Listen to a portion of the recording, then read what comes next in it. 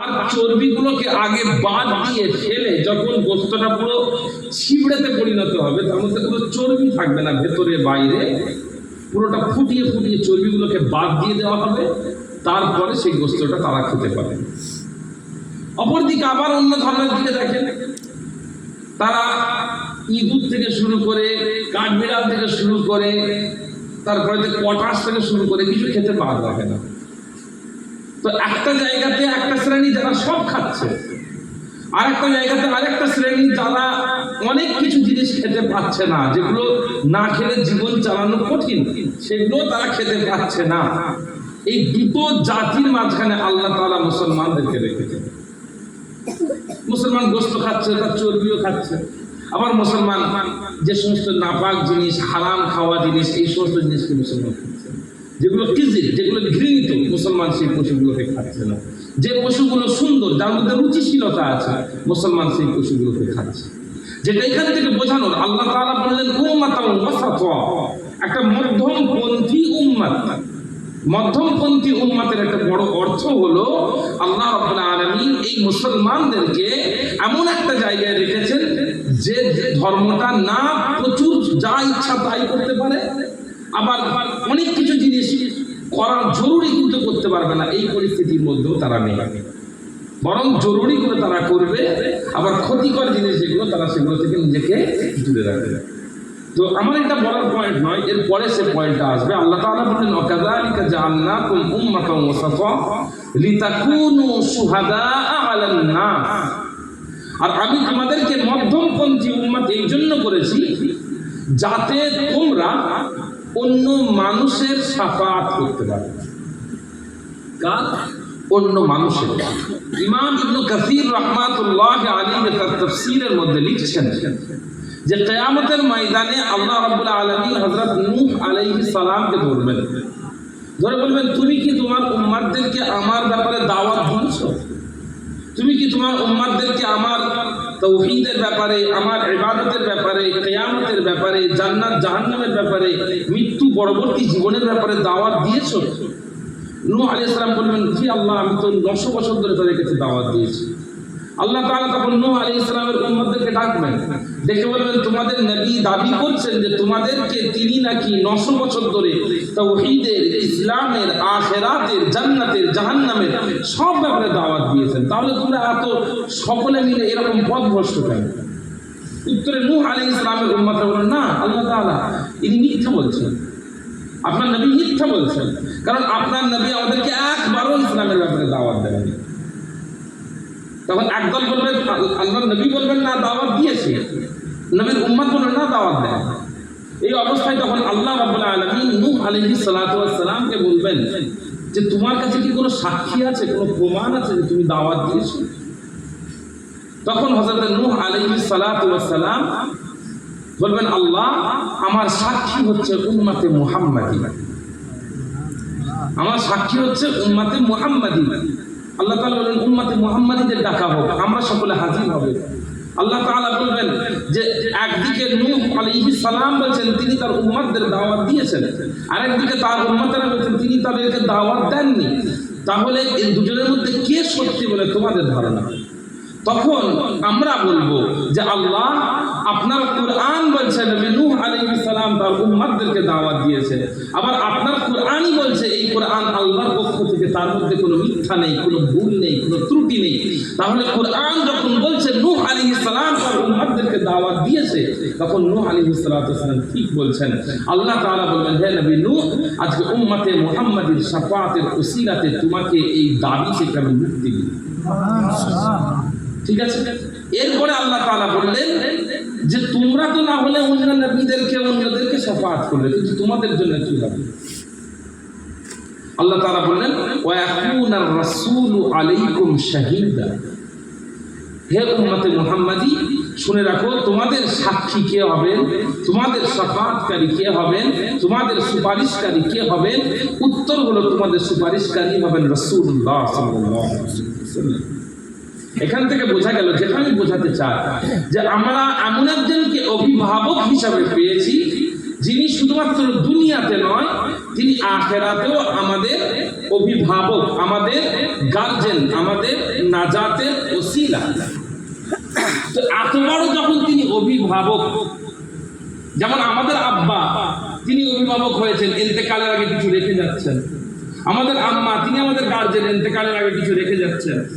তাহলে রাসূলুল্লাহ সাল্লাল্লাহু আলাইহি ওয়াসাল্লাম আমাদের সবথেকে বড় অভিভাবক, তিনি ইন্তেকালের আগে আমাদের জন্য কিছু রেখে যাবেন নিশ্চয়ই। গার্জেন হওয়া মানে তো রেখে যেতে হবে কিছু। তো তিনি কি রেখে গেলেন?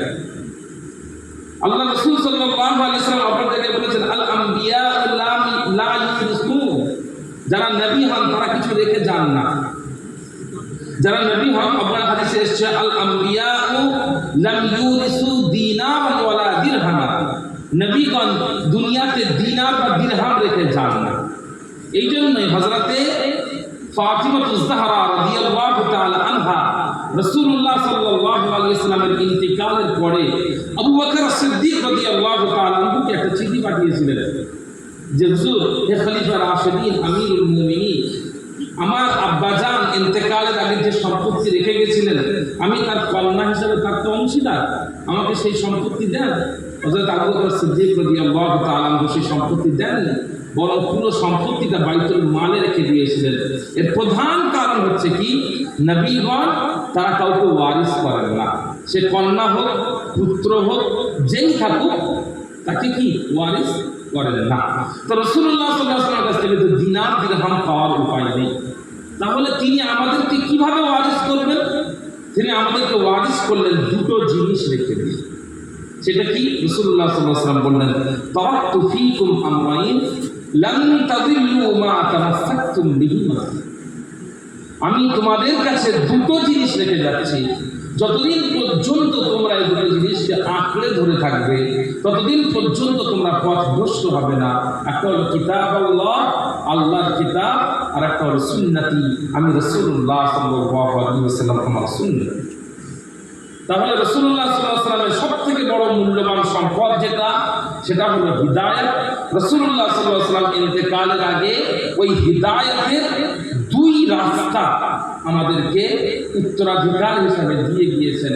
এখন আমাদের দায়িত্ব, আমাদের কর্তব্য হলো এই দুটো জিনিসকে হেফাজত করা, এবং আমরা যেভাবে আমাদের পিতার সম্পত্তিকে আমরা আগলে রাখি, যেভাবে আমাদের পরিবারের সম্পদকে আমরা আগলে রাখি, সেভাবে কুরআন ও হাদিসকেও আগলে রাখা। আজকের এই আলোচনায় যতটুকু পরিমাণ আপনারা শুনছেন, কুরআন ও হাদিস শুনছেন, আপনারা মনে রাখবেন এটাই আপনাদের জীবনের সবথেকে বড় মাকসাদ। ধর্মীয় অঙ্গনে এটাই আপনাদের জীবনের সবথেকে বড় মাকসাদ, সবথেকে বড় উদ্দেশ্য, অন্য কিছু নয়।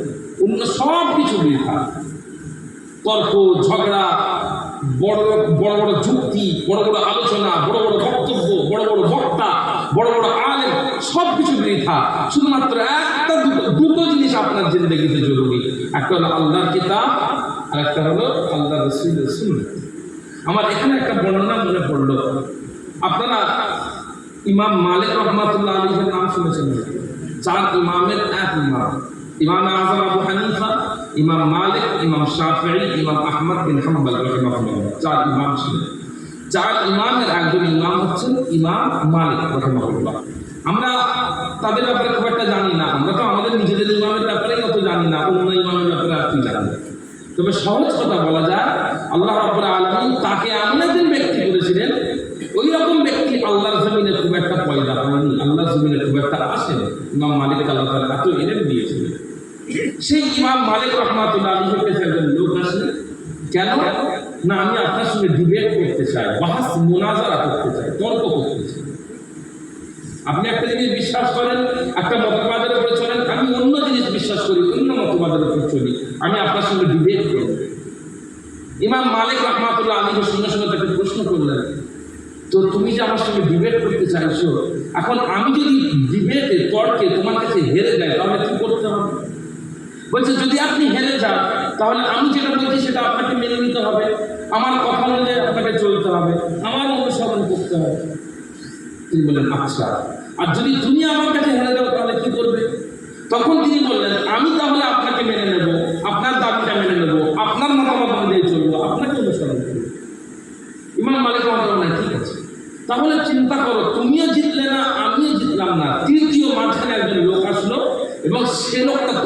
আমাদের দুজনকে হারিয়ে দিল, সে লোকটা জিতল, তাহলে কি হবে?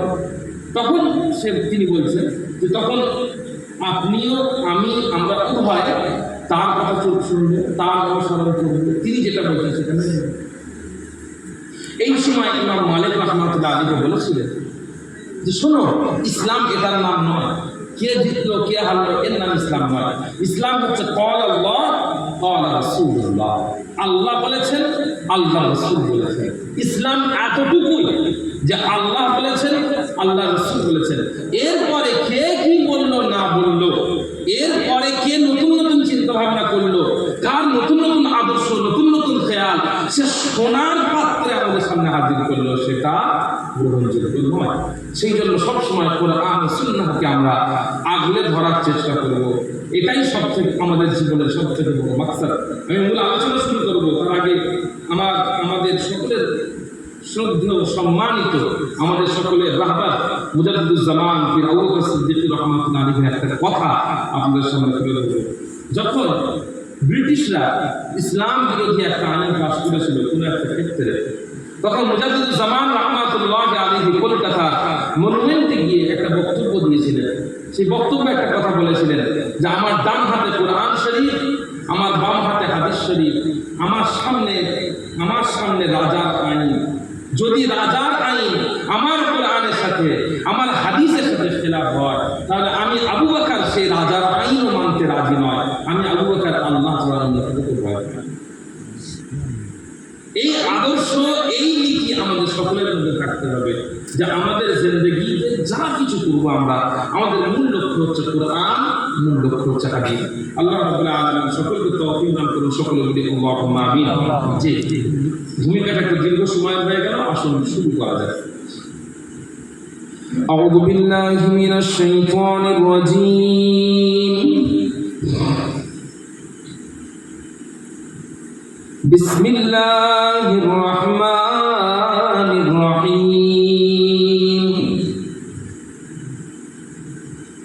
আলহামদুলিল্লাহ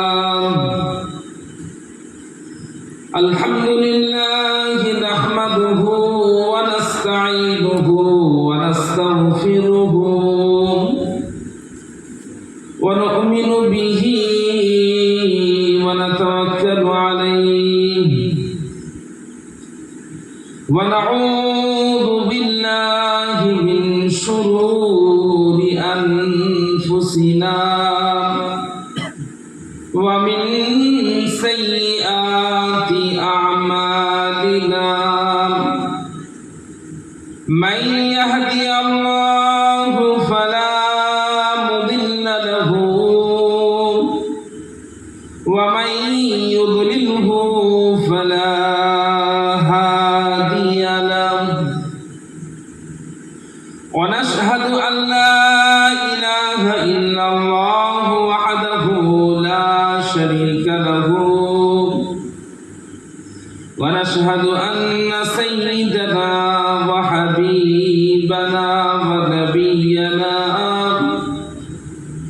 ওয়া মাওলানা মুহাম্মাদান আবদুহু ওয়া রাসূলুহু। ইয়া মা'শারাল হাদিরিন, قال الله تبارك وتعالى في كلامه المجيد وفي الفرقانه الحميد. فأعوذ بالله من الشيطان الرجيم. إن الله وملائكته يصلون على النبي يا أيها الذين آمنوا صلوا عليه وسلموا تسليما. اللهم صل على سيدنا وعلى آل سيدنا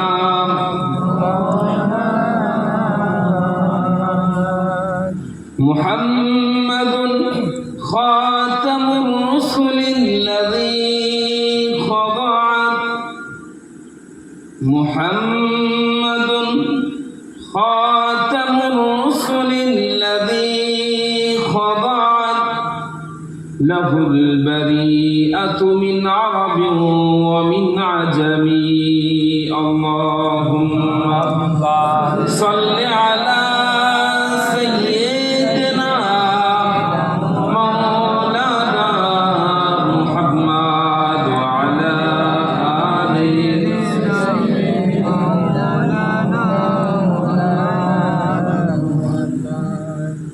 আশিকে রাসূল থাকি সবুজে বাংলায় দুরুদ সালাম পাঠাই সোনার মদিনায় আশিকে রাসূল থাকি সবুজে বাংলায় দুরুদ সালাম পাঠাই সোনার মদিনায় পথহারা সব মানুষের পথ দেখালেন ধরে ধরে কুল মাখলুকাত তাই দিন রাত তার গুণগান গায় দুরুদ সালাম পাঠাই সোনার মদিনায় আল্লাহুম্মা সাল্লি আলা সাইয়্যিদিনা ওয়া আলা আলি সাইয়্যিদিনা ইয়া সাহিবাল জামাল ويا سيد البشر يا صاحب الجمال ويا سيد البشر من وجهك المنير لقد نور القمر بلغ العلا بكماله كشف الدجى بجماله حسنت جميع خصاله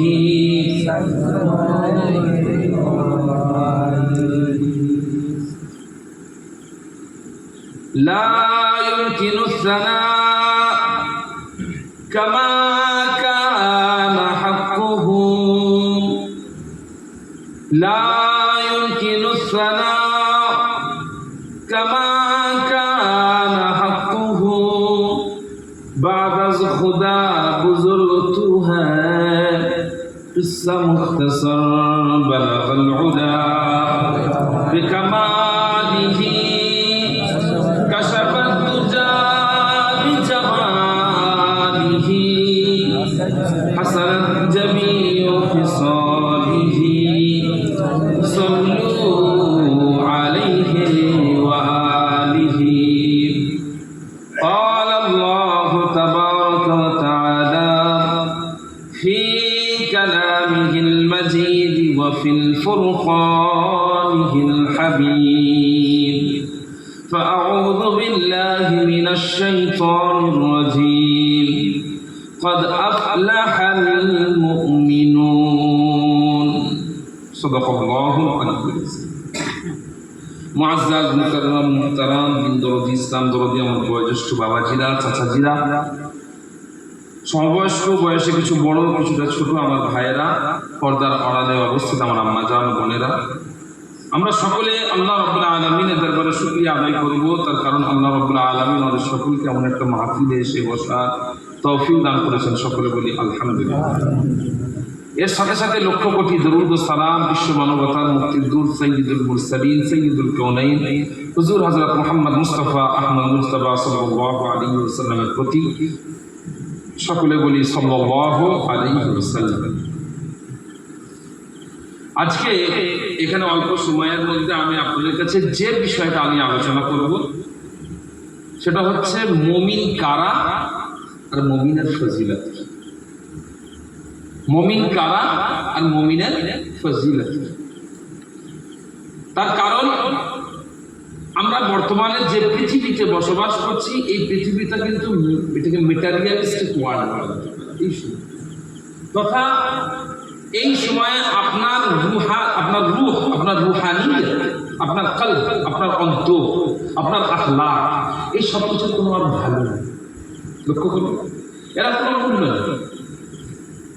একজন ব্যক্তি নিজের কন্যাকে কারোর সাথে দিয়ে দেবে, তার সামনে দুজন পাত্র। একজন পাত্র তার আখলাক ঠিক নেই, তিনি নামাজি নন, তিনি নেশা একটু করেন, হারাম হালাল বেঁচে চলেন না, মুখে দাড়ি নেই, কিন্তু প্রচুর বড় লোক। আরেকটা পাত্র, তিনি 5 ওয়াক্ত নামাজি, আমাকে তাহাজ্জুদ করেন, সুন্নাত অনুযায়ী পোশাক, সুন্নাত অনুযায়ী চাল চলন, সুন্নাত অনুযায়ী ওঠা বসা, কিন্তু গরিব। দেখবেন স্বাভাবিকভাবে আপনার কি মনে হয় কাকে একজন কন্যার পিতা নিজের জামাই হিসেবে, যিনি অর্থশালী, যিনি নৃত্যশালী, তাই না? এটাই নর্মাল। ঠিক একইভাবে একজন যখন দুটো মেয়েকে সামনে রাখেন, কাউকে স্ত্রী হিসেবে গ্রহণ করবেন। একজন প্রচুর নামাজি, প্রচুর ইবাদতগুজার, প্রচুর পরহেজগার, প্রচুর মুত্তাকি, কিন্তু দেখতে শুনতে অপরজনের থেকে অপেক্ষাকৃত কম সুন্দর। অপরজনের মধ্যে পর্দাপশিদা নেই, আখলাক চরিত্র নেই, আদব নেই, শৃঙ্খলতা নেই, কিন্তু অন্যজনের থেকে তুলনায় সুন্দর বেশি। লক্ষ্য করবেন, যার চেহারা সৌন্দর্য বেশি তাকে বেশি গুরুত্ব দেওয়া হয়েছে। তার কারণ আমরা সেটাকেই বর্তমান সময়তে বেশি গুরুত্ব দিচ্ছি, বেশি মূল্য দিচ্ছি, যেটার একটা বাহ্যিক ভ্যালু আছে, অভ্যন্তরীণ ভ্যালু নয়, বাহ্যিক ভ্যালু আছে। কিন্তু এমনটা দুনিয়ার মধ্যে ছিল না। ইমাম আহমদ বিন হাম্বল রাহিমাহুল্লাহ, 4 ইমামের একজন ইমাম, তিনি যখন বিয়ে করতে গেলেন, তার বহু শ্বশুর মশাই তাকে বললেন, বাবা দেখো আমার 2টো মেয়ে আছে। একটা মেয়ে সে তাহাজ্জুদ পড়ে, সে কোরআনের হাফেজা, তার প্রচুর হাদিস মুখস্থ আছে, সে প্রচুর রোজা রাখে, সবসময় পর্দার মধ্যে থাকে, কখনো কারো উপরে চিনলে কথা বলে না, কিন্তু সে একটুখানি খাটো, সে গায়ের রং একটু চাপা, তার মুখের সৌন্দর্য একটু কম। অপরদিকে একজনের মধ্যে এই সব কিছুর কোনো আখলাক নেই, কিন্তু সে দেখতে শুনতে ভালো, সব দিক থেকে চেহারার সৌন্দর্য তার মধ্যে সব কিছু আছে। ইমাম আহমদ বিন হাম্বল রাহমাতুল্লাহ এটাও বললেন না যে আমি দুজনকে আবার দেখি,